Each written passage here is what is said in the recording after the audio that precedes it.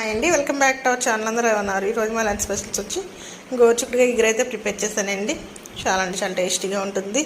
ఏంటి అన్ని కూరలకి ఇలా చెప్తున్నాను అనుకుంటాను, నిజంగా బాగుంటుంది. నేను టమాటాలు వేసుకుని వండుకుంటే నేను ప్రతి కర్రీలో కూడా ఎప్పుడు కూడా కొన్ని వెల్లుల్లిపాయ రబ్బలు అయితే వేసి చేస్తాను కాబట్టి ఇలాగే వేస్తానండి. అదేవిధంగా దీనికి కాంబినేషన్గా కొంచెం ఎగ్స్ ఉంటే బాయిల్ చేసి ఫ్రై అయితే చేస్తాను. ఇది ఆల్రెడీ మన షార్ట్ ఛానల్లో ఉంది. ఇలా చేసుకుంటే ఎగ్స్ తినే వాళ్ళు కూడా ఇష్టంగా తింటారు కదండి. చాలామంది ఎగ్ ఎల్లో తినడానికి ఇష్టపడరు. ఇలా ఫ్రై చేసుకుంటే ఎగ్ ఎల్లో కూడా హ్యాపీగా చేసుకోవచ్చు. ఇందులో కొద్దిగా కరివేపాకు కొత్తిమీర వేసుకుని ఫ్రై చేసుకుంటే ఇంకా బాగుంటుందండి. పొట్టను వాటితో పట్టు తినవచ్చు, చాలా బాగుంటుంది. అదేవిధంగా డిన్నర్కి వచ్చి నేను పకోడీ కర్రీ అయితే ప్రిపేర్ చేశానండి.